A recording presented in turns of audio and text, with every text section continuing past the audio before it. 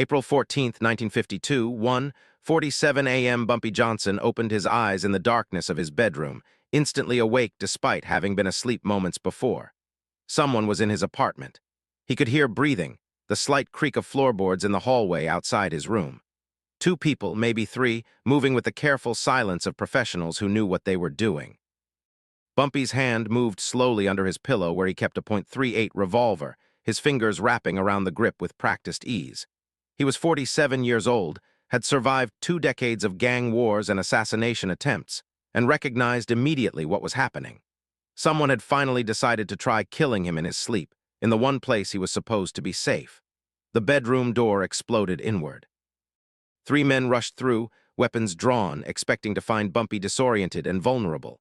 Instead, they found him already moving, rolling off the bed and firing before they could adjust their aim.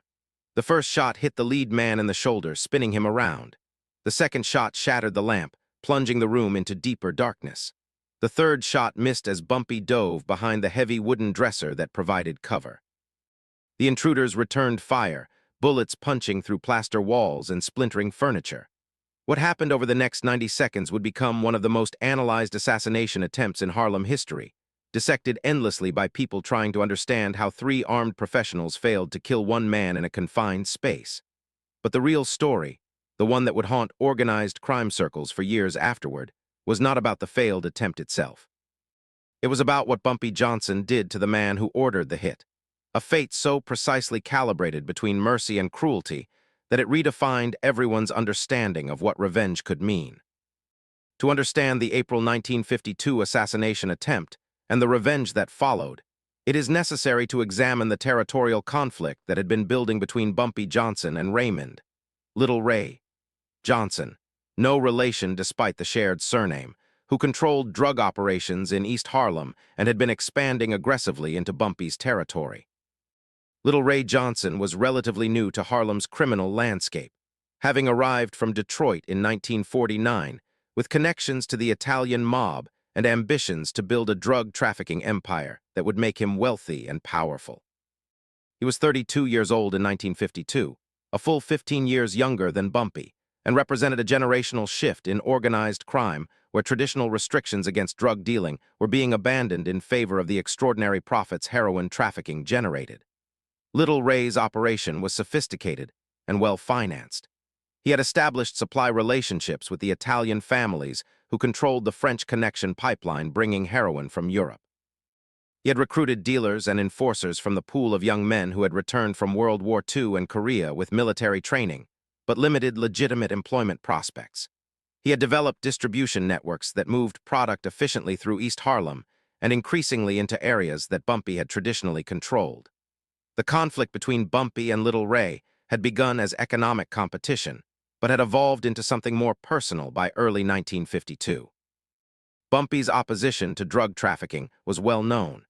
He prohibited his organization from dealing heroin, even though several of his associates argued they were leaving enormous profits unclaimed by maintaining this restriction. Bumpy's position was based on his understanding that heroin destroyed communities in ways that gambling did not. That addiction created desperate criminal behavior that made neighborhoods unlivable, and that the intensive law enforcement attention drug dealing attracted would ultimately destroy all criminal operations in areas where heroin proliferated. Little Ray viewed Bumpy's anti-drug stance as naive and hypocritical, the position of an old gangster clinging to outdated principles, while younger operators recognized that modern criminal enterprise required embracing the most profitable opportunities regardless of social consequences. The territorial flashpoint that precipitated the assassination attempt occurred in March 1952 when Little Ray's dealers began operating on 125th Street, the main commercial corridor in central Harlem and territory that Bumpy considered under his protection. Bumpy responded by having Little Ray's dealers beaten and their product confiscated, sending a clear message that drug operations would not be tolerated in that area. Little Ray retaliated by targeting one of Bumpy's gambling locations, arranging a police raid that resulted in arrests and the seizure of gambling equipment that represented significant financial loss. The tit-for-tat escalation continued through late March, with each man imposing costs on the other's operations, while avoiding direct confrontation that might trigger a full-scale war neither could afford. By early April, Little Ray had concluded that the conflict would only be resolved by eliminating Bumpy entirely. If Bumpy was dead, Little Ray could expand his drug operations throughout Harlem without opposition, absorbing much of Bumpy's gambling infrastructure and establishing himself as the dominant criminal operator in the neighborhood. The assassination plan Little Ray developed reflected both his military background and his access to professional resources through his Italian mob connections. Rather than attempting a public hit that would require escaping from the scene and would create witnesses, Little Ray decided to kill Bumpy in his apartment during the early morning hours when he would be asleep, and when the building would be largely empty of people who might interfere. Little Ray recruited 3 men for the operation, all veterans with combat experience who had worked as enforcers in his organization. The plan was to enter the building through a service entrance that had inadequate security, make their way to Bumpy's 4th-floor apartment, pick the lock or force entry if necessary, and shoot Bumpy while he slept. The operation was scheduled for April 14th, a Monday night when Bumpy's routine suggested he would be home alone without the bodyguards who sometimes stayed in the apartment when threats were elevated. What Little Ray did not know, what his intelligence had failed to discover, was that Bumpy had been aware of the assassination planning for nearly a week. One of Little Ray's enforcers had a girlfriend who worked at a beauty salon that Bumpy's wife frequented, and the enforcer had been careless enough to discuss the upcoming operation in the girlfriend's presence. The girlfriend had mentioned it to another salon employee who had connections to Bumpy's organization, and the information had reached Bumpy on April 8th. Rather than changing his routine or increasing visible security, which would have alerted Little Ray that the plan had been compromised, Bumpy made a strategic decision. He would allow the assassination attempt to proceed under controlled conditions that would maximize his tactical advantage while minimizing actual risk. The bedroom where he normally slept would be prepared as a defensive position. The apartment layout would be altered to create choke points and cover. Bumpy would be awake and armed when the assassins arrived. Most importantly, he would ensure that at least one of the assassins survived the encounter so that he could be interrogated to confirm Little Ray's involvement and to provide leverage for the revenge Bumpy was already planning. The 90-second firefight in Bumpy's apartment on April 14, 1952, resulted in 2 of the 3 assassins being killed and the 3rd being wounded and captured.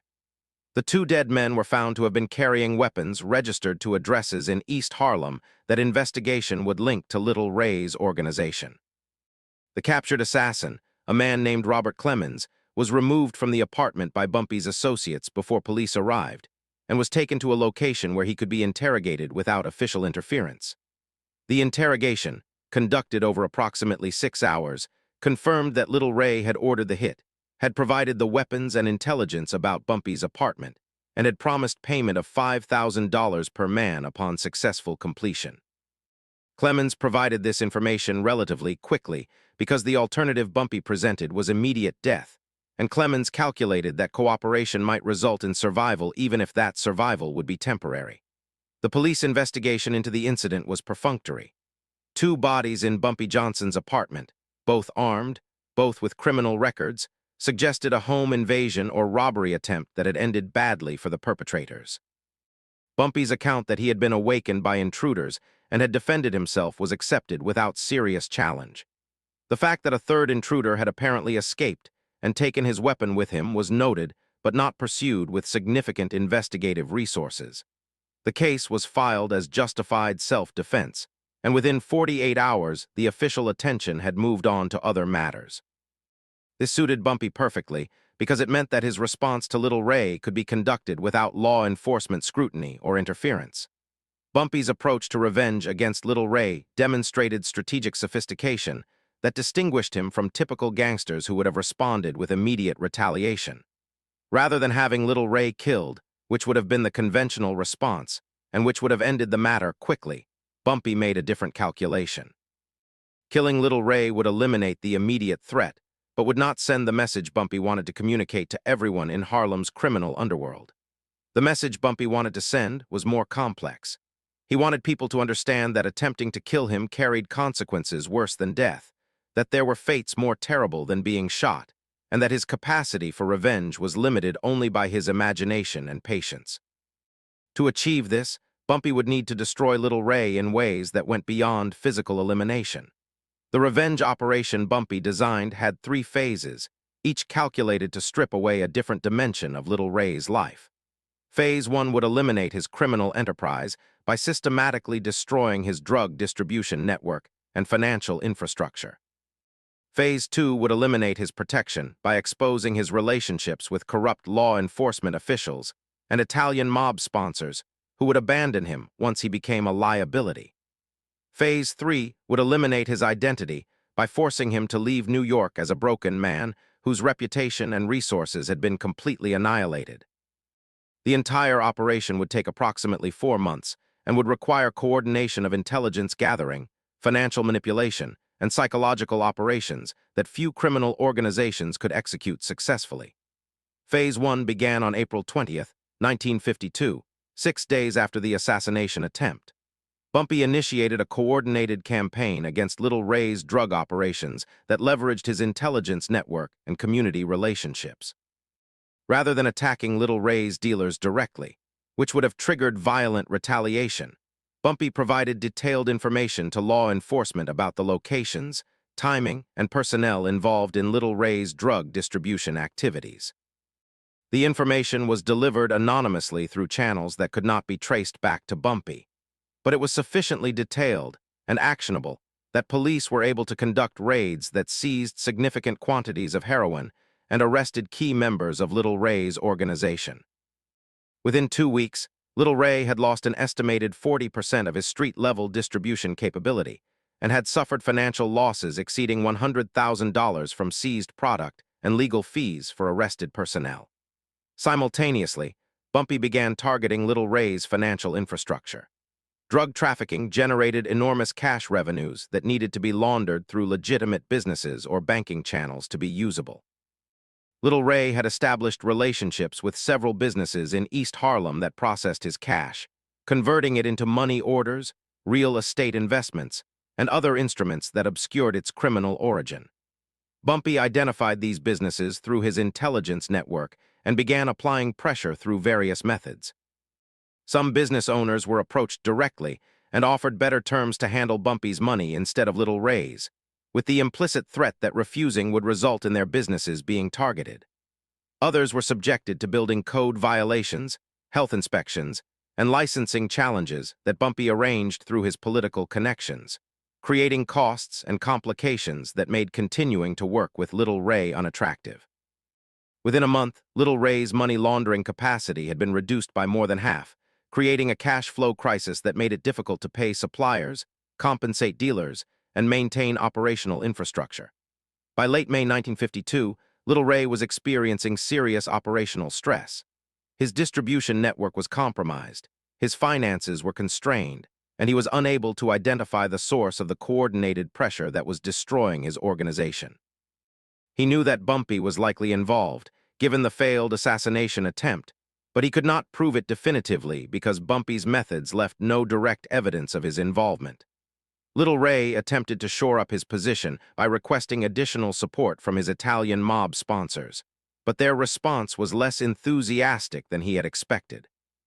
The sponsors were concerned that Little Ray had become a liability, that his conflict with Bumpy was drawing unwanted law enforcement attention, and that his operational effectiveness was declining in ways that made him less valuable as a partner. Rather than providing additional resources, the sponsors suggested that Little Ray might want to consider relocating to a different city where the competitive environment was less challenging. Phase 2 of Bumpy's revenge operation began in early June with the systematic exposure of Little Ray's corrupt relationships.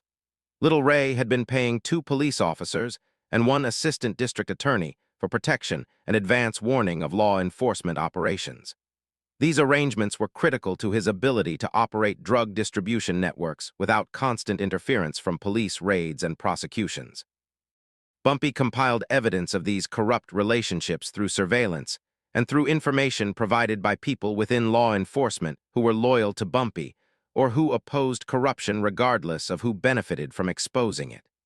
The evidence was delivered to internal affairs investigators and to media outlets that were looking for corruption stories. By mid-June, all 3 corrupt officials were under investigation, which meant they could no longer provide protection to Little Ray without risking their own prosecution. The loss of this protection made Little Ray's operations even more vulnerable to law enforcement action and further increased the costs and risks of continuing his drug trafficking activities. Simultaneously, Bumpy worked to undermine Little Ray's relationship with his Italian mob sponsors by creating the appearance that Little Ray was either informing to law enforcement or was skimming money from the partnership. The tactics Bumpy employed were subtle and difficult to detect. He arranged for Little Ray to be seen meeting with individuals who were known FBI informants, creating the impression that Little Ray might be cooperating with federal authorities.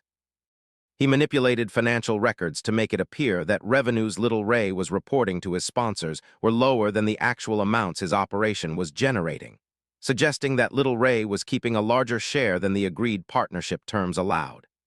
These manufactured suspicions were amplified through rumors and carefully placed information that reached the sponsors through channels they trusted. By July 1952, the Italian mob's confidence in Little Ray had eroded to the point where they were actively discussing whether he needed to be eliminated as a security risk. Phase 3 of Bumpy's revenge operation was the psychological component designed to break Little Ray personally rather than just destroying his criminal enterprise. Throughout June and July, Bumpy conducted a campaign of intimidation and harassment that made Little Ray feel constantly threatened and unsafe. Associates of Little Ray were approached and told that continuing to work for him would result in consequences similar to what happened to the assassins who had attacked Bumpy. Some accepted offers to switch sides, while others simply left Little Ray's organization to avoid being caught in the inevitable confrontation. Little Ray's girlfriend received anonymous messages warning her that staying with him would put her in danger.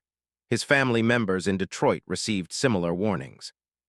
His routine activities were disrupted by incidents that seemed like coincidences but accumulated into a pattern of harassment. Flat tires, disrupted deliveries, minor vandalism that conveyed the message that he was being watched and that his life was being systematically dismantled. By August 1952, Little Ray's situation had become untenable. His criminal organization was effectively destroyed, with most of his dealers arrested, defected, or driven out of business. His financial resources were depleted by legal fees, seized assets, and the costs of trying to maintain operations under intensive pressure. His protection from law enforcement had evaporated with the investigation of his corrupt contacts. His Italian mob sponsors had withdrawn support and were actively considering whether he needed to be eliminated. His personal life was under constant stress from the harassment and threats. Most critically, his reputation in Harlem's criminal underworld had been destroyed. Everyone knew that he had tried to kill Bumpy Johnson and had failed, and everyone could see that Bumpy's response had been methodical and devastating, reducing Little Ray from a rising power to a hunted man in less than 4 months. On August 17, 1952, Little Ray received a message through an intermediary requesting a meeting with Bumpy Johnson. The message indicated that Bumpy was willing to discuss terms that would allow Little Ray to leave New York alive rather than being killed, which Little Ray understood was inevitable if he remained. The meeting took place on August 19th at a location Bumpy selected, a church basement in central Harlem, where the setting itself conveyed meaning about judgment and consequences. Bumpy attended with 2 associates. Little Ray attended alone because most of his former associates had abandoned him. The conversation lasted approximately 30 minutes and was witnessed by the intermediary who had arranged the meeting.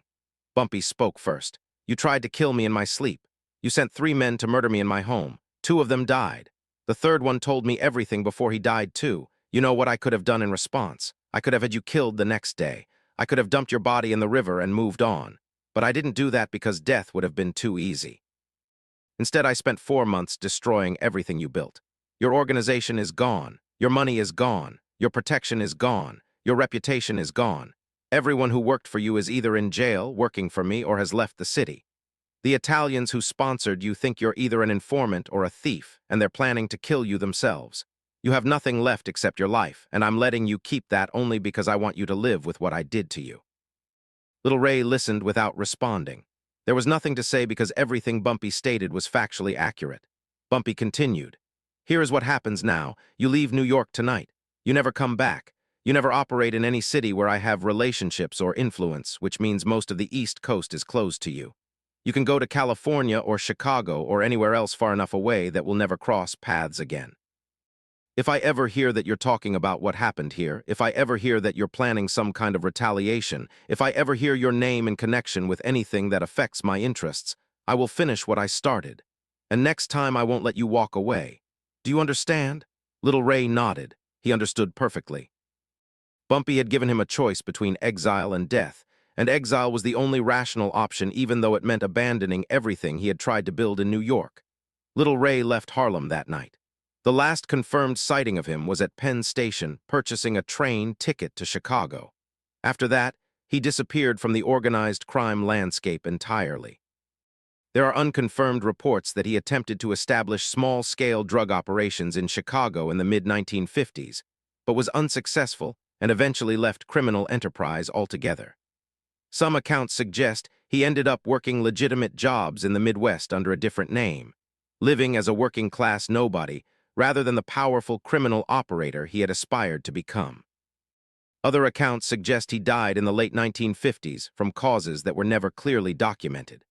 What is certain is that, after August 1952, Little Ray Johnson was never again a factor in Harlem's criminal operations, and the manner of his destruction became a cautionary tale that influenced how other operators approached conflicts with Bumpy Johnson for the remainder of his life.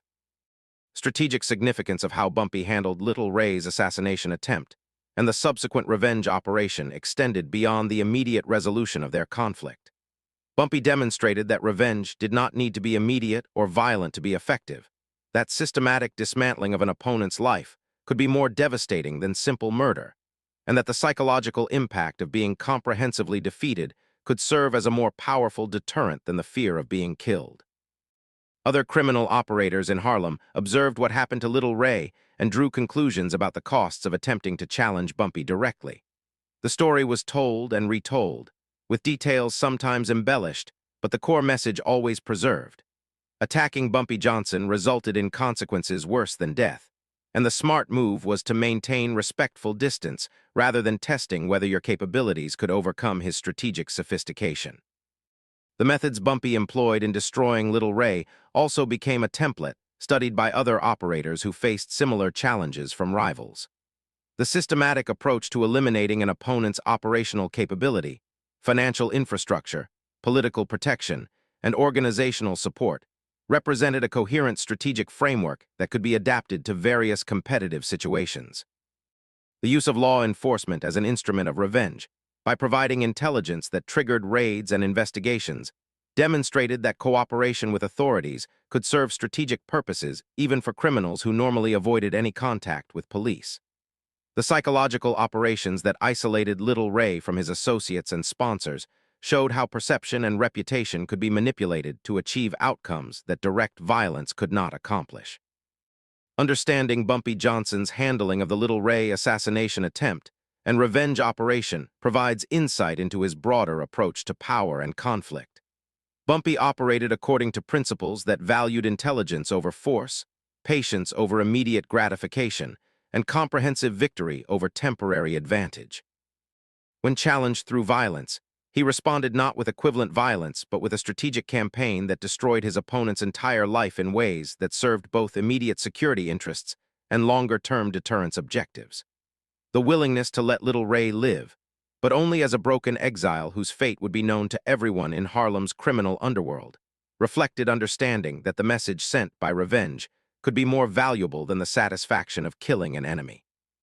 These principles, consistently applied over Bumpy's 4-decade career in organized crime, explain much of his success in maintaining power despite never having the resources or organizational backing available to the Italian families he competed against and cooperated with throughout his operational life.